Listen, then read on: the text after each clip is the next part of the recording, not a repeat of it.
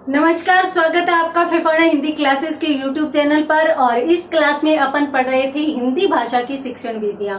हिंदी भाषा की शिक्षण विधियों को मैंने आपको सबसे पहले बताया था कि भाई हिंदी के जो प्रकार होते हैं, वैसे तो अपन देखें तो हिंदी एक बहुत बड़ा शब्द है जिसको अपन साहित्य, व्याकरण व काव्य शास्त्र 3 भागों में बांटते हैं। और यदि शिक्षण विधियों के रूप में भी देखें तो काव्य शास्त्र को छोड़ दिया जाए तो साहित्य व व्याकरण की भी जो विधियां होती है वो भी 3 प्रकार की होती है। कैसे? जैसे अपन साहित्य की बात करें तो साहित्य जो है वो गद्य व पद्य 2 भागों में लिखा जाता है या 2 स्वरूपों में लिखा जाता है। तो गद्य की भी शिक्षण विधियां हो जाती है, पद्य की भी शिक्षण विधियां हो जाती है, और इसके बाद इसका जो तीसरा स्वरूप है व्याकरण, इसकी भी शिक्षण विधियां हो जाती है। तो इस प्रकार से संपूर्ण हिंदी भाषा की शिक्षण विधियां पढ़ने के लिए हमें तीनों से संबंधित अध्ययन करना आवश्यक है। यहाँ पर देखिए, इस क्लास में अपनों ने गद्य को पूरा का पूरा अच्छे से पढ़ लिया है। गद्य से संबंधित अर्थ, परिभाषाएं, उद्देश्य और इसके साथ साथ गद्य शिक्षण की विधियां भी देख लिए हैं। उसके बाद अपनों ने पद्य शिक्षण शुरू किया था, उसकी भी कल की क्लास में अपनों ने शिक्षण विधियां कंप्लीट कर ली हैं। अंतिम शिक्षण विधि मैंने समवाय विधि बताई थी और उसके बारे में मैंने संक्षिप्त चर्चा की थी। और फिर मैंने यूं भी बताया था कि भाई ये प्रमुखतया व्याकरण की विधि है, तो अपन व्याकरण में भी उसको अच्छे से पढ़ेंगे। वैसे इसकी प्रक्रिया पूरी की पूरी मैंने आपको बता दी थी। तो आज की क्लास में अपन शुरू करने जा रहे हैं व्याकरण शिक्षण। और व्याकरण शिक्षण में भी उसी प्रकार से व्याकरण का अर्थ क्या है, परिभाषाएं क्या है, उद्देश्य क्या है, उसके बाद उनकी शिक्षण विधियां। तो बढ़ते हैं आज की क्लास की तरफ। और आज की क्लास में अपन शुरू करने जा रहे हैं व्याकरण शिक्षण। तो वही बात उसी प्रकार से देखेंगे। सबसे पहले व्याकरण होता क्या है। तो व्याकरण की यदि बात करें तो सबसे पहले इसकी शब्द संरचना देखते हैं। देखिए, ये जो शब्द है वो वी जोड़ आ जोड़ क्री जोड़ अन, इन शब्दों से मिलकर बना है। यदि अपन बात करें वी और आ की, तो ये तो दोनों इस शब्द में है उपसर्ग। और क्री की बात करें तो क्री इसमें है धातु, और अन की बात करें तो अन इसमें है प्रत्यय। इस प्रकार से इस शब्द की संरचना बनी है। अगर अपन क्री जोड़ अन को जोड़े, देखिए संधि में एक नियम आता है कि कहीं भी री आ जाए, र आ जाए, श आ जाए। ये यदि विच्छेद में आ जाए, विच्छेद में, तो इनकी संधि जब कर दी जाती है और इनके साथ यदि आ जाए न, शब्द में कहीं भी ये आ जाए। देखिए संधि में क्या होता है, 2 शब्दों का मेल होता है। मान लीजिए कि प्रति जोड़ आशा, इस प्रकार से शब्दों का 2 शब्दों का होता है और उनमें संधि में अपन 2 वर्णों का यहां से उठाकर मेल करवा देते हैं, ये संधि होती है।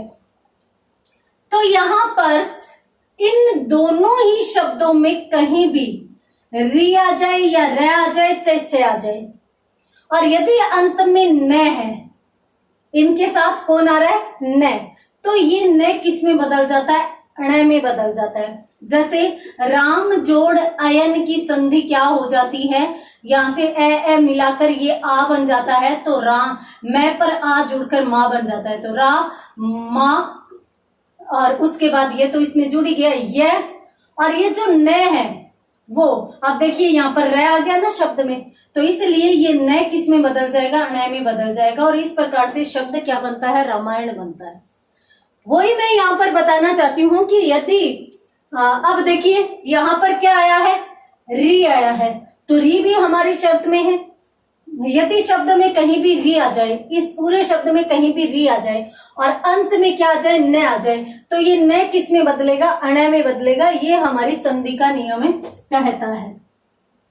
तो यहां पर इस शब्द की यदि अपन व्याख्या देखें तो क्री जोड़ अन क्या बन गया, करण बन गया, क्योंकि न किस में बदल गया, अण में बदल गया। ठीक है, अब कौन बच गया, आ बच गया यहाँ पर और फिर यहाँ पर भी बच गया। अब ये स्थिति बन गई। अब अपन इन दोनों को जोड़ दें। सबसे पहले अपनों ने इन दोनों को जोड़ा। अब इन दोनों से जोड़कर जो शब्द बना है उसको इससे जोड़ देते हैं। अब इसको जोड़ देते हैं तो वी तो जो कि त्यों रखा है अपनों ने, और आ जोड़ करण क्या हो गया, आकरण हो गया, आकरण हो गया।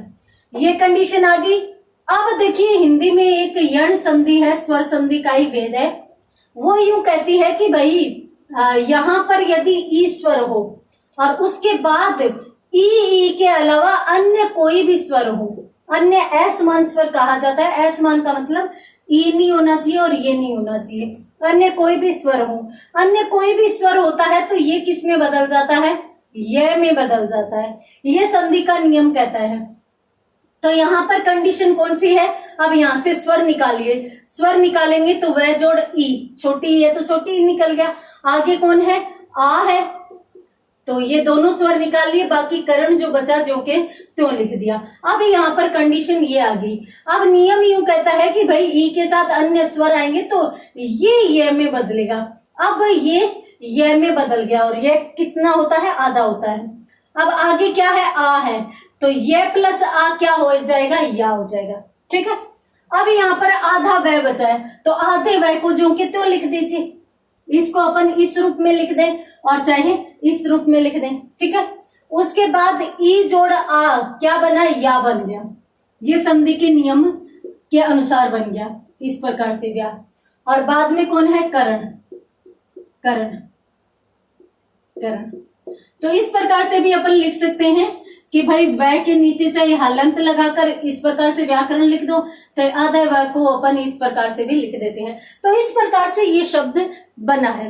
इसका अर्थ क्या होता है, देखिए इसके अर्थ पर यदि अपन विचार करें तो यहां पर वी, आ और करण, इन तीन शब्दों से मिलकर क्या बना है, व्याकरण बना है।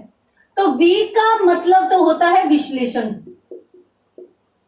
वैसे विशेष से भी लिया जाता है परंतु यहां पर अपन विश्लेषण से लेंगे।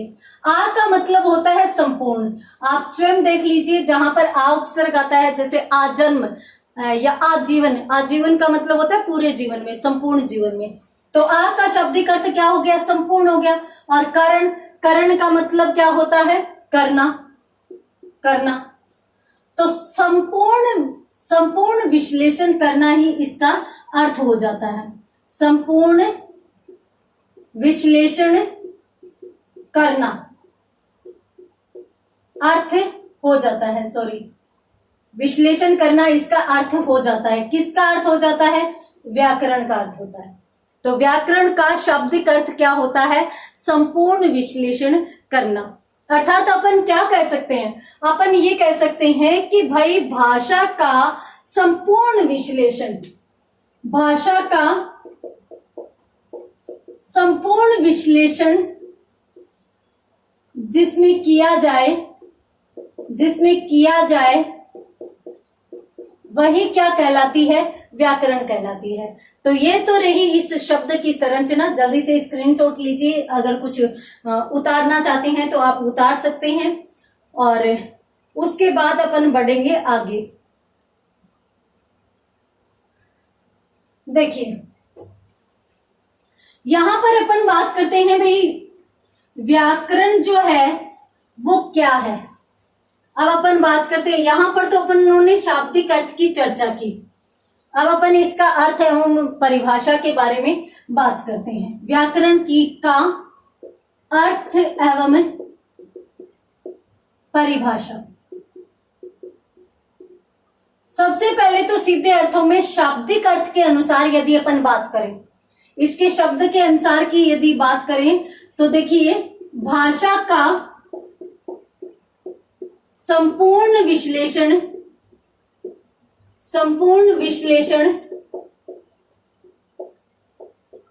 करने वाली विधा ही क्या कहलाती है, व्याकरण कहलाती है। विधा व्याकरण कहलाती है। अपन सीधे रूप में या स्पष्ट शब्दों में तो ये बात कह सकते हैं कि भाषा का संपूर्ण विश्लेषण करने वाली विधा क्या कहलाती है? व्याकरण कहलाती है। ठीक है। उसके बाद अपन यूं भी कह सकते हैं इसको कि भाई भाषा को शुद्ध रूप में जाने। सामान्यतः यदि छोटी क्लासेस की किताबें देखें ना तो उनमें यूं परिभाषा आती है कि जिस विधा द्वारा शुद्ध बोलना, शुद्ध लिखना सीखा जाए वही क्या है? व्याकरण है। तो इसी प्रकार से यदि अपन बात करें तो देखिए यहां पर अपन बात कर रहे हैं व्याकरण है क्या, तो इसमें है कि भी भाषा के या भाषा को शुद्ध रूप में जानने के लिए क्या करते हैं अपन? व्याकरण शास्त्र का अध्ययन करते हैं। सीधी सी बात है कि भाई संपूर्ण विश्लेषण करेगी तो जाहिर सी बात है हमें अंदर की चीजों का पता चलेगा, हमें उसका संपूर्ण ज्ञान होगा, और जैसे ही हमें संपूर्ण ज्ञान होगा तो जाहिर सी बात है हम इसका शुद्ध रूप में प्रयोग करना भी सीख जाएंगे। तो यहां पर भी स्क्रीनशॉट लीजिए। उसके बाद अपन बात करते हैं आगे।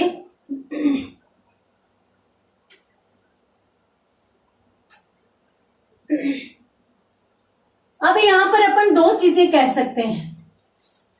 कौन कौन सी बातें कह सकते हैं कि भी व्याकरण करती क्या है? व्याकरण क्या करती है? व्याकरण भाषा को शुद्ध व सर्वमान्य रूप प्रदान करती है। पहली बात तो ये होगी, व्याकरण भाषा को शुद्ध व सर्वमान्य, जब शुद्ध होगा तो सब लोग उसे स्वीकार करेंगे, सब लोग मानेंगे, तो सर्वमान्य रूप। इसके साथ ही यह भाषा के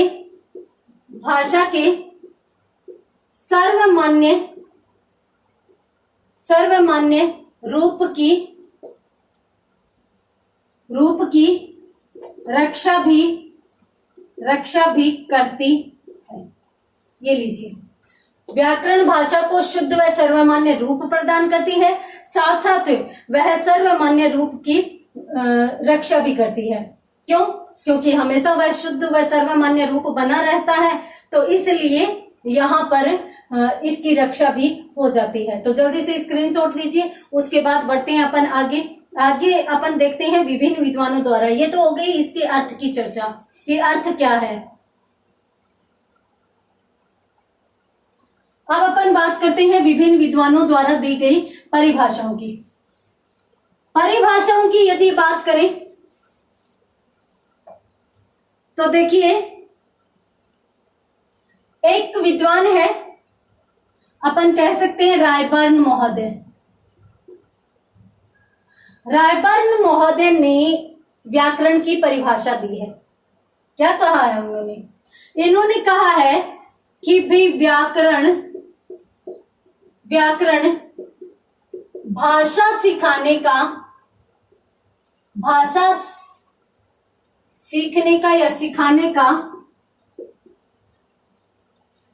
साधन है, साध्य नहीं है। साध्य नहीं है। ये क्या चीज होती है साधन और साध्य? देखिए, आज आप रीट की तैयारी कर रहे हैं, तो रीट की तैयारी के लिए जिस रास्ते पर आप चल रहे हैं, ये रास्ता तो क्या है? साधन। और ये रीट जो है ये क्या है? साध्य। साध्य अपन लक्ष्य का ही दूसरा रूप मान सकते हैं कि भाई रीट को प्राप्त करना आपका जो लक्ष्य है वही, उसको ही आप साधना चाहते हैं, तो वो क्या हो गया? साध्य। और ये रास्ता पूरा का पूरा क्या हो गया? साधन हो गया। तो यहाँ पर अपन कह सकते हैं कि भाई व्याकरण भाषा सीखने का साधन है, भाषा सीखने का साधन है, साध्य नहीं है। अर्थात व्याकरण तक पहुंचना ही हमारा लक्ष्य नहीं है, हमारा लक्ष्य भाषा है। और उस भाषा के लक्ष्य को प्राप्त करने के लिए या भाषा के शुद्ध रूप को जानने संबंधी साध्य को प्राप्त करने के लिए अपन जिस साधन का सहारा लेते हैं वो है व्याकरण। नहीं समझ में आया? मैं इसको लिख देती हूं। रायबर्न की परिभाषा इतनी है, कहीं आप कंफ्यूज मत हो जाना, ये मैं जो बात लिख रही हूं वो अलग से लिख रही हूं। क्या है कि भाई भाषा के शुद्ध रूप को जानने संबंधी साध्य या लक्ष्य को प्राप्त करने के लिए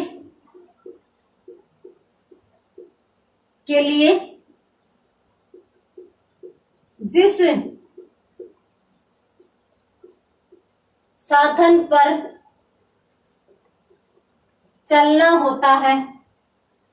पर चलना होता है या जिस का अध्ययन आवश्यक है वह साधन ही क्या है? व्याकरण है। ये लीजिए रायबर्न की परिभाषा और रायबर्न की परिभाषा का संपूर्ण विश्लेषण। भाषा एक साध्य है, परंतु उस साध्य तक पहुंचने के लिए हम जिस साधन को प्रयोग में लाते हैं वो साधन क्या है? व्याकरण है। ये बात किसने कही है? ये बात कही है रायबर्न महोदय ने। तो जल्दी से स्क्रीनशॉट लीजिए, उसके बाद अपन बात करते हैं आगे। रायबर्न महोदय की परिभाषा।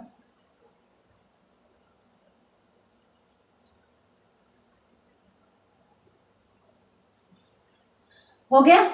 अब अपन बात करते हैं आगे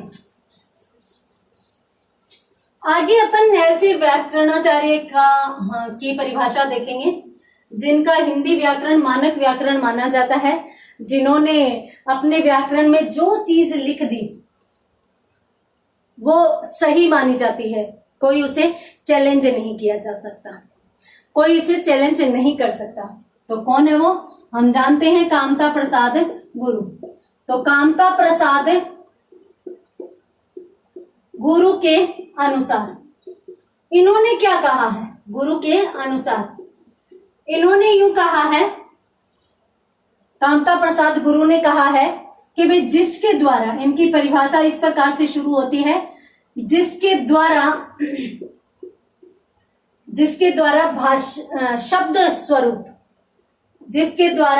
शब्द स्वरूप एवं शब्द रचना का संपूर्ण ज्ञान हो या शुद्ध ज्ञान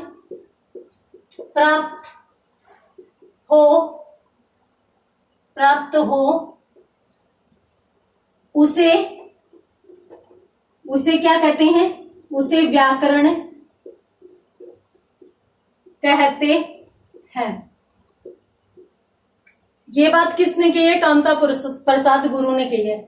इन्होंने क्या कहा है कि जिसके द्वारा, कोई भी ऐसी चीज है जिसके द्वारा हम शब्दों का स्वरूप, शब्द बनते किस तरीके से हैं, शब्द किस तरीके से बनते हैं? वर्णों के मेल से और सार्थक वर्णों के मेल से। तो ये बात हमें बताता कौन है? व्याकरण बताता है। तो कि जिसके द्वारा शब्द स्वरूप, शब्द के पूरे स्वरूप तथा शब्द रचना, शब्दों की रचना किस प्रकार से हो रही है, उसका शुद्ध ज्ञान प्राप्त हो, उसे ही अपन क्या कहते हैं, व्याकरण कहते हैं। ये चीज हमें शुद्ध ज्ञान करवा देगी। व्याकरण हमें बता देगी कि भाई शब्दों का स्वरूप किस प्रकार का है, शब्दों की रचना किस प्रकार से होती है। तो जल्दी से स्क्रीनशॉट लीजिए, उसके बाद बढ़ते हैं अपन अगले विद्वान की परिभाषा की तरफ।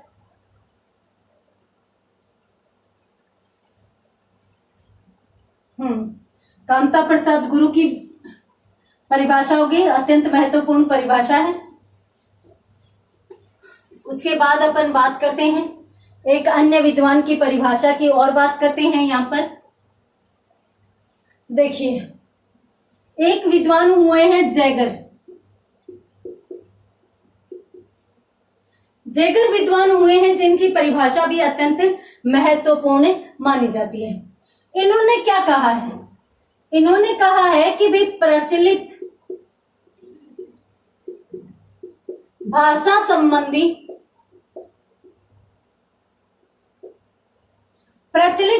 संबंधी नियमों का ज्ञान करवाने वाली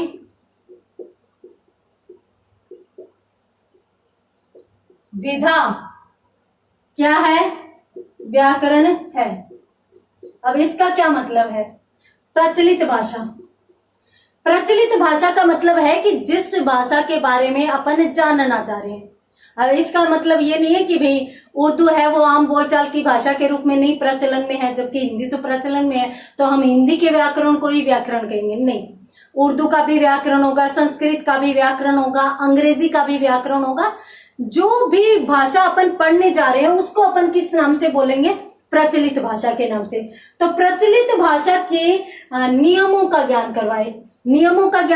अब हमें ये कौन बताता है कि भाई भाषा की सबसे छोटी इकाई वर्ण होती है? अब मैंने जैसे ही कहा कि भाषा की सबसे छोटी इकाई वर्ण होती है, एक ने कह दिया कि नहीं ध्वनि होती है। तो ध्वनि किस आधार पर होती है? मौखिक के आधार पर होती है। तो ये भी बात हमें बताता कौन है? व्याकरण बताता है। तो प्रचलित भाषा संबंधी सभी नियमों का ज्ञान करवाने वाली विधा कौन है? व्याकरण है। और ये बात किसने कही है? जैगर ने कही है। तो स्क्रीनशॉट लीजिए, उसके बाद अपन बढ़ते हैं आगे अगली परिभाषा की तरफ। ये अपनों ने जैगर की पढ़ी,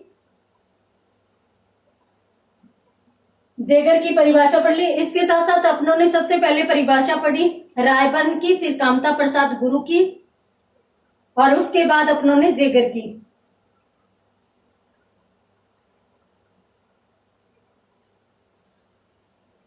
उसके बाद अपन बात करते हैं अगले विचारक भी बहुत ही महत्वपूर्ण माने जाते हैं, परंतु उनकी परिभाषा जो है या उनका जो योगदान है वो ज्यादा संस्कृत भाषा में माना जाता है। किसकी बात करेंगे अपन?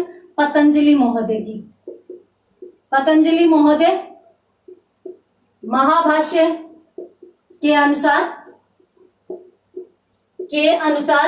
सभी परिचित हैं, संस्कृत के विद्वान हैं और इन्होंने महाभाष्य लिखा था। ठीक है, तो पतंजलि के अनुसार पतंजलि ने क्या कहा? पतंजलि ने कहा कि भाई व्याकरण जो है, व्याकरण लिखा है इन्होंने।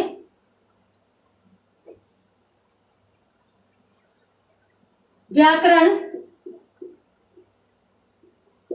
शब्दों के प्रयोग का अनुशासन है।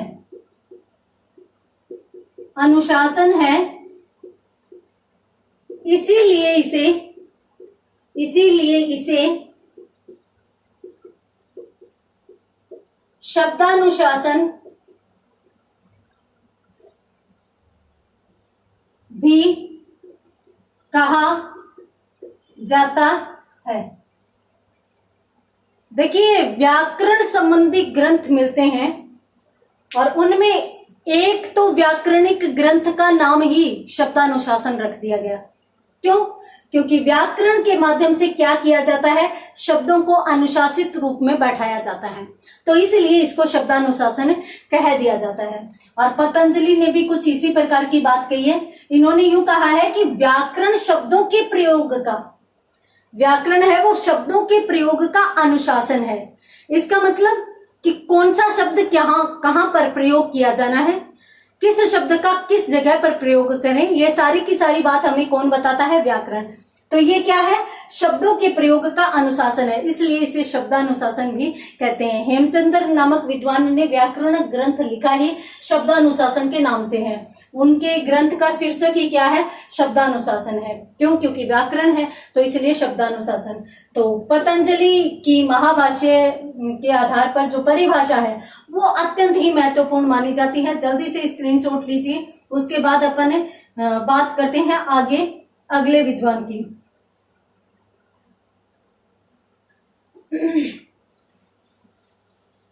आगे अपन बात करते हैं एक पाश्चात्य विद्वान की। इन्होंने व्याकरण के बारे में क्या लिखा है देखते हैं अपन। देखिए, स्वीट महोदय के अनुसार, स्वीट महोदय ने क्या कहा है? इन्होंने कहा है कि भाई व्याकरण जो है, व्याकरण भाषा का व्यावहारिक विश्लेषण है। साथ साथ यहां इन्होंने कहा है कि भाई ये जो व्याकरण है वो भाषा का व्यावहारिक विश्लेषण है, यानी व्यावहारिक रूप में उसका विश्लेषण कर देता है। परंतु साथ साथ इन्होंने ये भी कहा है परंतु इसका शरीर विज्ञान है, ये बात भी कही है। हालांकि व्याकरणिक नियमों का व्यावहारिक विश्लेषण करता है, परंतु व्यवहार और सिद्धांत में अंतर होता है ना, ये दोनों चीजों का मेल है। ये विश्लेषण तो बिल्कुल व्यावहारिक तरीके से करती है, परंतु इसका शरीर है वो वैज्ञानिक है। वैज्ञानिक का मतलब है कि जिस प्रकार से विज्ञान में प्रयोग होती हैं और परिणाम सदैव समान रहते हैं, उसी प्रकार से व्याकरण के नियमों के अनुसार यदि अपन चले तो परिणाम सदैव समान आते हैं। जैसे यदि व्याकरण ने यूं कह दिया कि ए जोड़ ए आ बनेगा तो वो सदैव आ ही बनेगा, तो इसलिए इसका शरीर तो क्या है? विज्ञान है। और व्याकरण जो है क्या? वो भाषा का व्यावहारिक विश्लेषण है, अर्थात भाषा का व्यावहारिक रूप में विश्लेषण करने वाली विधा ही क्या है? व्याकरण है। परंतु याद रखिए, इसका शरीर है वो वैज्ञानिक है। क्यों? क्योंकि इसमें सारे के सारे नियम हैं वो देवनागरी की एक विशेषता भी है। हिंदी देवनागरी लिपि में लिखी जाती है ना, तो देवनागरी की तो विशेषता ही है कि जो लिखा जाता है वो बोला जाता है, जो बोला जाता है वो लिखा जाता है, तो उसका स्वरूप तो वैसे भी वैज्ञानिक है। और यदि व्याकरण की बात करें, वो चाहे किसी भी भाषा को हो, वो विश्लेषण तो व्यावहारिक करता है, परंतु उसका शरीर है वो विज्ञान का होता है। तो जल्दी से स्क्रीनशॉट लीजिए। उसके बाद अपन आगे बात करते हैं अगले विद्वान की।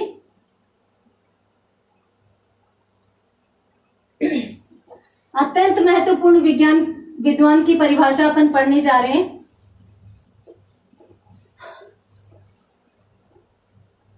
अपन बात करेंगे यहां पर आचार्य रामचंद्र शुक्ल की। आचार्य रामचंद्र शुक्ल के अनुसार क्या कहा है इन्होंने?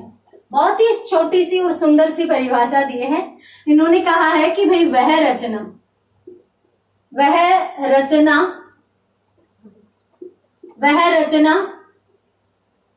जो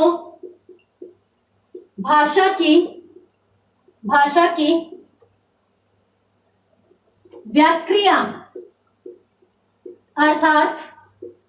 अर्थात विश्लेषण करती है, वही व्याकरण है।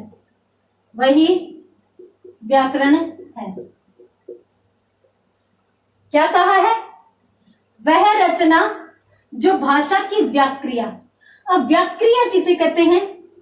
व्यय करने की क्रिया को ही करने की क्रिया को ही क्या कहते हैं? व्याक्रिया। यदि शाब्दिक अर्थ के अनुसार देखें तो व्यय करने की क्रिया ही क्या कहलाती है? व्याक्रिया। अब व्यय किसे कहते हैं? आय और व्यय। व्यय का मतलब होता है खर्च करना, वैसे शाब्दिक अर्थ में खर्च करने के साथ साथ अपन इसको तोड़ना भी कह सकते हैं, तोड़ना। तो यहां पर इसका अर्थ अपन तोड़ना से लेंगे तो व्याक्रिया का शाब्दिक अर्थ यहां पर हो जाएगा कि भाई वर्ण से लेकर वाक्य तक, वाक्य तक, वर्ण से लेकर वाक्य तक पूरी की पूरी प्रक्रिया बनने और बिगड़ने, यानी इनको वर्ण से वाक्य तक पहुंचना और वाक्य से वापस वर्ण तक आना। वर्ण से वाक्य तक आएंगे तब तो जुड़ना हो जाएगा और वापस वर्ण तक जाएंगे तो अपन छोड़ते जाएंगे, तोड़ना कहेंगे।